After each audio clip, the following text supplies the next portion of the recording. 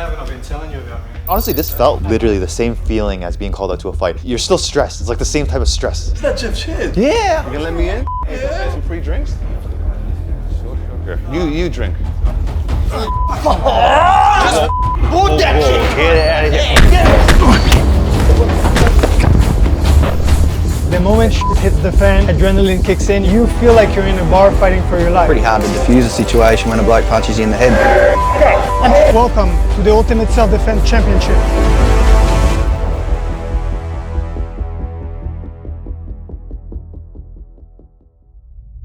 After attempting to escape a warehouse full of knife attackers and facing a self-defense awareness challenge, our 6 contenders from different martial arts backgrounds were soon going to learn that their next challenge was a bar scenario, which they were going to be entering one by one, with an assigned performer playing their friend who was going to get them into all sorts of trouble. While in order to get the best score and to get closer to becoming the ultimate self-defense champion, each contender will be judged not only by their fighting abilities, but also on how well they will be able to use their environment and objects around them, a crucial self-defense skill, and by their attempts in de-escalating every situation, as each one of them will be going through 4 different scenarios, starting with a de-escalation challenge, which you already saw MMA fighter Jeff Chan at the beginning of the episode failing significantly by striking without being adequately provoked. I would never actually do that in real life. I thought it would be the same scenarios where we're just de-escalating the situation. I think I'm gonna lose anyways. I may as well make it entertaining and fun. Little did he knew though that the following scenario will not even have an option of de-escalation. Got your back. Got your back. Is that me and Jeff Chan or Are you fine? Fine, I'm fine, yeah.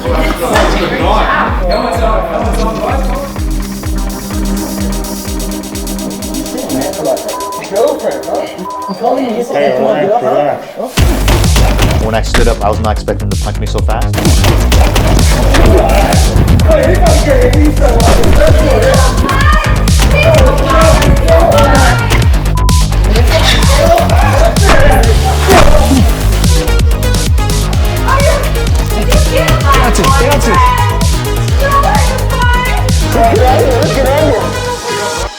Since the score of the 6 contenders for this challenge will depend on their performance in comparison to each other, each contender's good and bad decisions in relation to self-defense will be assessed after each scenario. Jeff Chan showed outstanding fighting skills and made the right decision standing up when the potential attacker approached, as he would have been more vulnerable to being attacked while sitting. Yet while he was aiming to have bicep control, a good approach of defending from strikes in mixed martial arts, his control was not strong enough, as the strikes still passed through his hands. Jeff also made the crucial mistake of letting the potential attacker in too close, where he could have been easily headbutted. I got a tip for you. Don't let no one get this close. That's why a famous strategy known as the fence was developed by self-defense legend Jeff Thompson, where one of your arms always stays extended between you and a potential attacker. This not only displays body language that communicates a desire to de-escalate a situation instead of a closed fist representing a desire to fight, but most importantly, it keeps the potential attacker far enough from you to give you enough time to respond to his attacks. Last but not least, while Jeff Chan showed some great clinching, knees, and a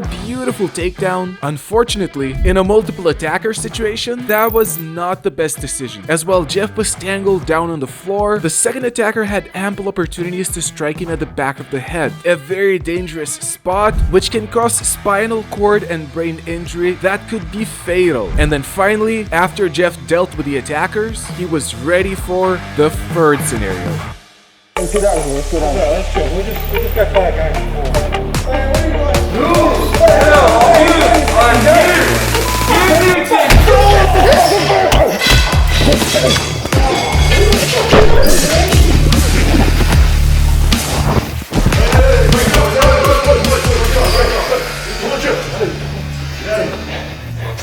Although striking first can be a valuable self-defense approach, if unjustified, it can lead to prosecution, leaving Jeff with a bad decision, as not enough intent of a physical confrontation has been shown before Jeff's initial attack. And despite demonstrating excellent fighting skills again, Jeff repeated the same mistake of going to the ground while dealing with multiple attackers. Meanwhile, the other contenders were busy doing different things, yet Jeff Chan had one more scenario to go. I'm tired of getting out of trouble.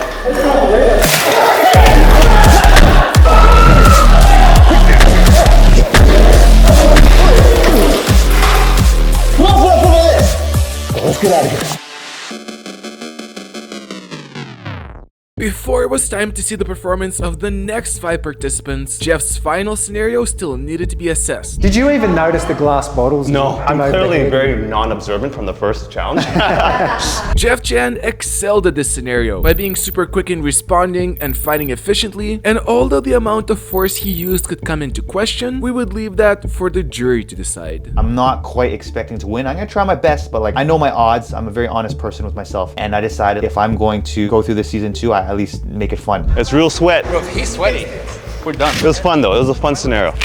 Don't be nervous. Next up was Shaolin disciples Ranton's turn. Yet although he had some great moves to demonstrate, Overall, your favorite moment? his personal opinion about his Shaolin fighting skills was not all that positive. The reality of the situation is, and I think over 95% of people who practice Shaolin, deep inside, they practice it because it looks cool. This is even true for the monks. They don't spar. It's forms, acrobatics, flexibility. I don't know how to fight. I've never fought in my whole life. I never even practiced combat sports except I started a year ago. At the same time, Ranton discovered something else at the Shaolin temple. After I graduated high school, I went to work in a bank. That was a disaster, so I quit. Didn't know what to do, so I was like, screw all this. I just want to leave everything behind. Yeah, so I decided to go to Shaolin. Did you discover what you were looking for there? Absolutely, yes, I found my wife. Thank God I thought of that reply. Yet, if Ranton's Shaolin training will help in self-defense, we will find out in a moment. Hello. Hello.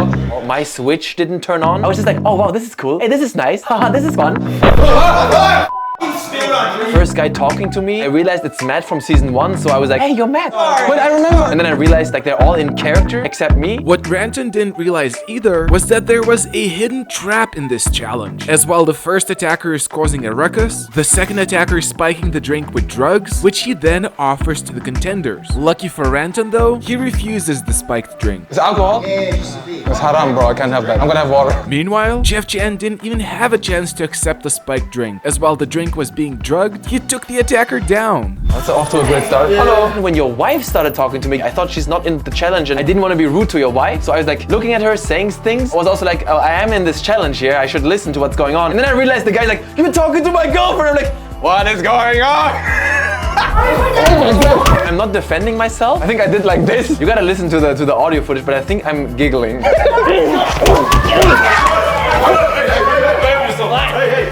Throughout the entire event, I felt like I was a spectator. I wanted to see it all unfold. It was so well put together and so many people in so many corners.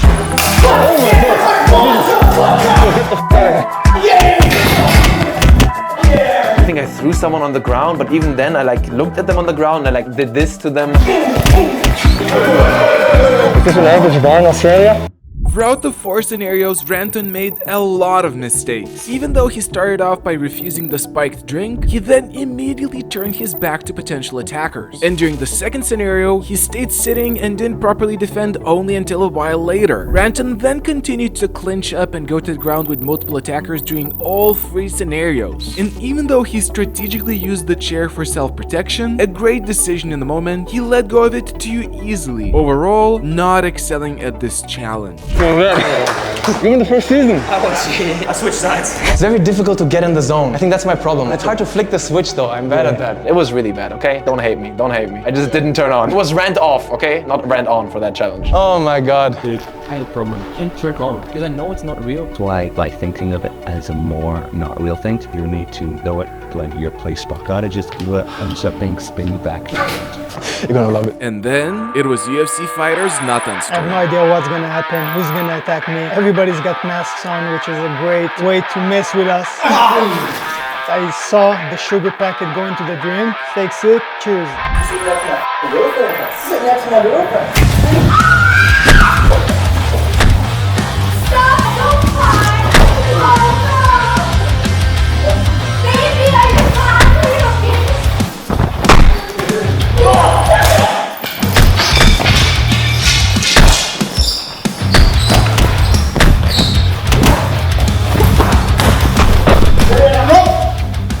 This motherfucker only put me in trouble. With friends like this, who needs enemies?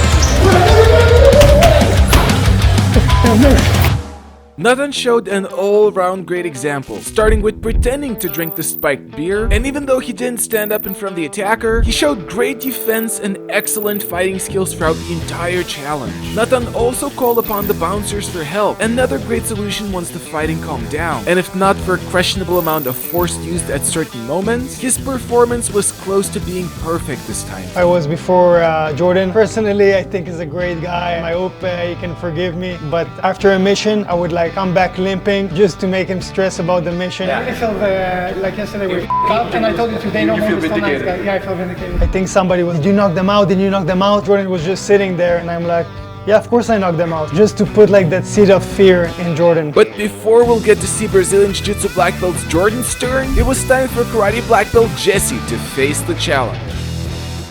I'm ready to improvise. I'm ready to do whatever the situation requires. Yeah. Jesse. Yeah, that's me. Karate nerd. That's me, yeah. Bouncers are telling me they're fans of my content, but obviously they're just faking it because they said the same thing to everybody, as I learned afterwards. So I'm kind of disappointed. Anyway, we keep walking into this bar, and I have this buddy. I've never seen him before, but he claims to be my buddy. And these two guys start confronting us. So I'm like, hey, grab my drink. It's worth spending a few bucks to avoid a confrontation because it's cheaper than a hospital bill. Yeah, hey, are you also here? The same dude comes over and claims that I'm speaking to his girlfriend, but actually she's the one speaking to me. I'm already taken. I can't be out here dating and stuff. And I notice my helmet, so I know that, okay, it's about to go down. Use my drink as a distraction. I splash it in his face. My first instinct is to control him, so the bouncers can come and grab him and throw him out, but they never arrive. I stand up and I throw the dude. And that's not judo, that's a karate throw. Take it easy, pal. Take it easy. And then I just control him on the ground. I'm doing the least amount of harm necessary to neutralize him. And I'm trying to tell my friend that we should leave. It's a weird place. People are just fighting, okay? It feels like I'm in a Hollywood movie. Self-defense, don't be in the wrong place at the wrong time. But my friend is probably drunk.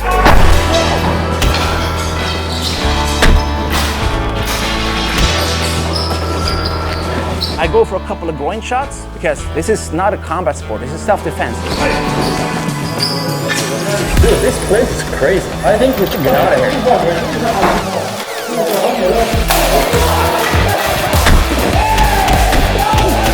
I go for a double leg takedown. I thought my friend had my back. In reality, you don't want to go to the ground if there are multiple opponents. But I had no choice at this point. They're pretty slow, those bouncers, but at least they're doing their job. Jesse had a number of good things going, starting from skipping the spiked drink to using his own drink as a distraction. Yet, he did stay sitting on the couch and went to the ground with multiple attackers a number of times, while he also exposed his back. And even though Jesse defended fairly well, we will find out where he stands in the score table after the final two contenders have went for the challenge. Good job. Great energy. I need to work on my cardio. I thought we could de-escalate things, but these guys just wanted to fight. Sometimes you just gotta fight. Yeah, but that was fun. You said? Woo! Full stick? That was I saw it. For me, when I was doing it, the stick broke mid-air. Like, oh, that was funny. That was like a movie. Yeah. That was really cool. And next up was Brazilian Jiu-Jitsu black belt Jordan's turn. Let's go, fellas. There you go. Jiu-Jitsu teacher, right? Yeah, exactly. My game plan going into this thing is to really represent Brazilian Jiu-Jitsu, use control to defend myself and not use strikes so much. There's an accident. Huh? Accident? Chill. You know, I could have been more aware. I should have thought, this is a bar, they give me a drink, I should not drink this. But I was just so focused on people starting fights that I just wasn't thinking, what is it? Oh my God. Don't lie!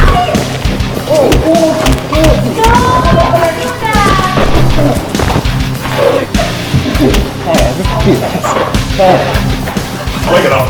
Wake it up.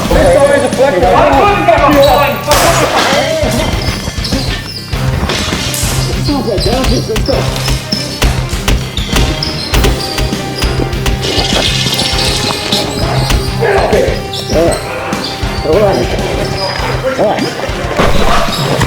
I thought I did really well in that because I didn't hurt anyone. That's just who I am. I don't want to hurt anyone. We don't gotta play pool or anything. We just hang out.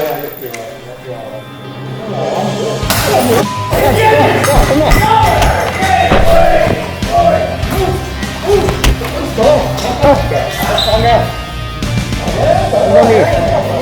Relax. Let's go.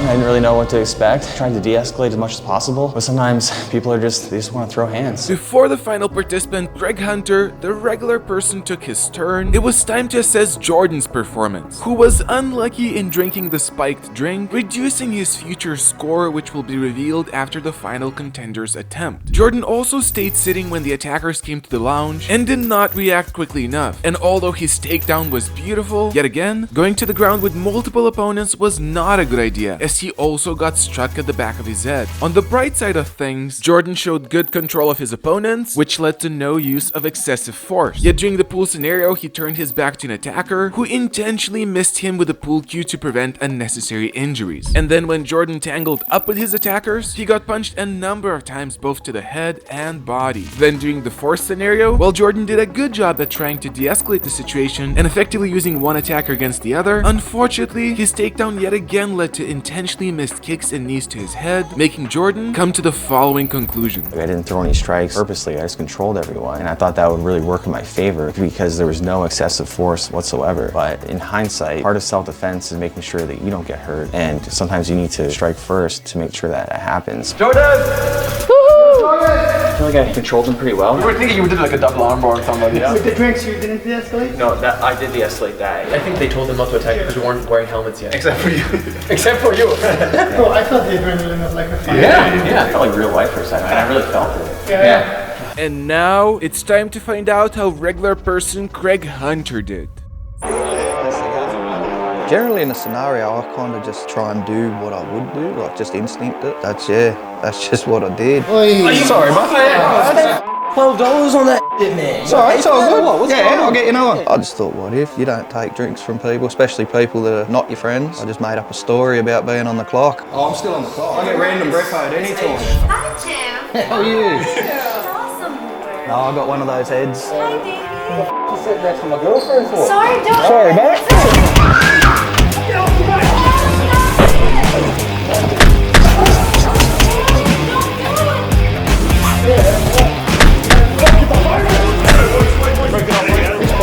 Come down. You went out from the room and wanted to refuse to come back. Well, that's what I would do. I'd leave a place like that. I'd go somewhere nicer or go home. But then they wanted me to come back in, so I came back in and restarted and tried to do what I would do again. After being forced back into the challenge, Greg then decided not to engage with his friend anymore and left him to cause his troubles alone.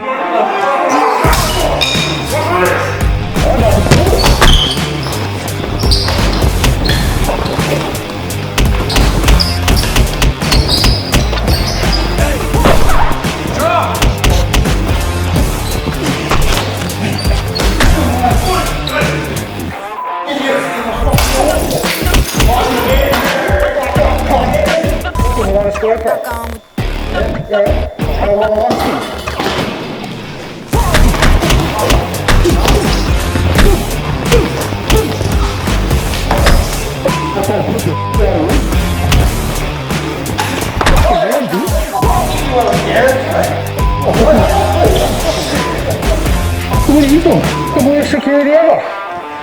With one more challenge coming ahead, and before revealing the scores of each participant, Greg Hunter's decision to leave the bar right after the fight was an exceptional move, technically solving all the further problems. But even though we asked him to come back for the sake of the championship, he still had a great all-round performance, starting off by not drinking the spiked beer, and even though he stayed sitting, Greg reacted well to the attack and efficiently took care of both attackers. Then after brilliantly deciding to stay away from his troublesome friend, when forced to fight, even though Greg clinched up with multiple attackers, he initially used the glass as an improvised weapon and then chose a great moment to take out the atomic bear self-defense pen, using what would be its teethed edge to strike vital areas, stopping the attackers from continuing and leaving Greg with a single atomic bear pen use left in the championship. Finally, during the last scenario, Greg took the advantage of using the chair as an improvised weapon, avoided a dangerous fight with chairs by encouraging a fair fight, gave the attacker an opportunity to stop fighting, and avoided excessive force throughout the entire challenge. As a result, excelling at it. Anton,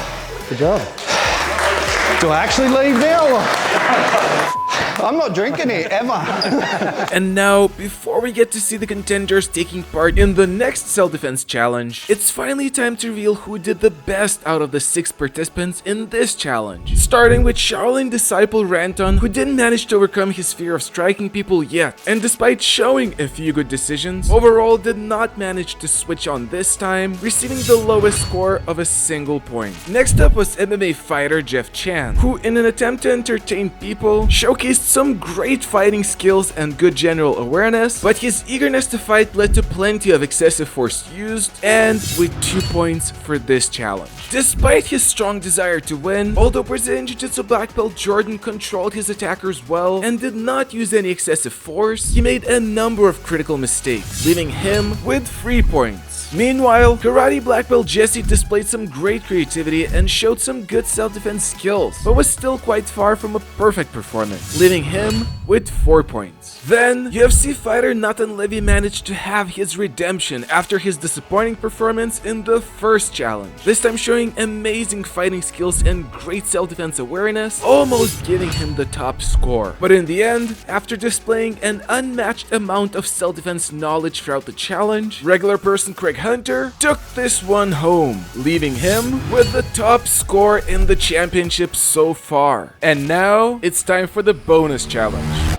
The following challenge was designed to see how the contenders do, not only in self-defense situations, Yes, good evening, sir. but also in what follows after them, such as in this case, a police interrogation. And although this challenge is not going to be ranked, it is a setup for an upcoming challenge, where what the contenders will say to Officer Gabby may or may not be used against them later. Please sit. I heard that you had a fight in Lou's Tavern.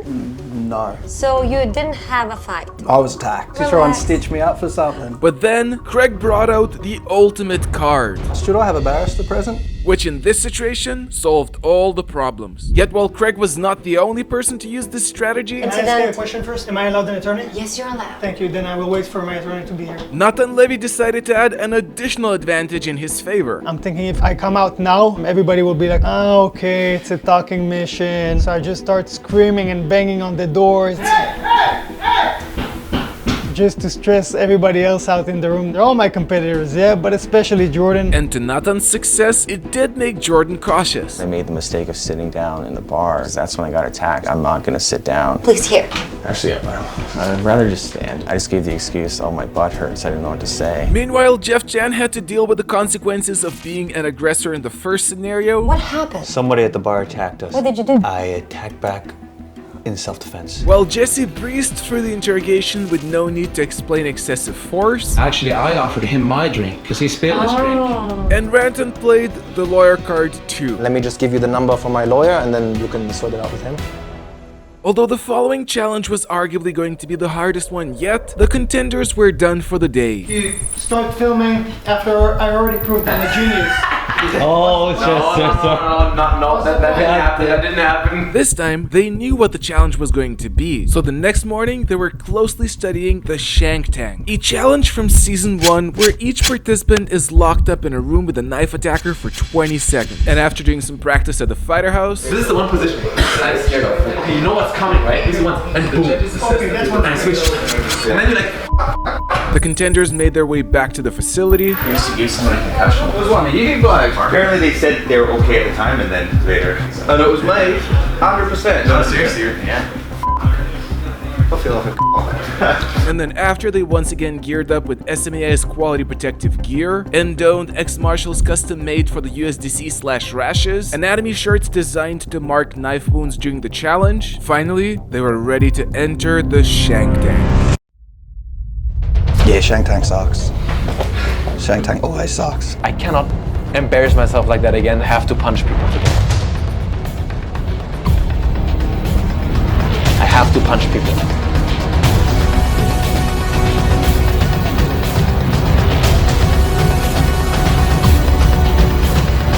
I have to let it all out.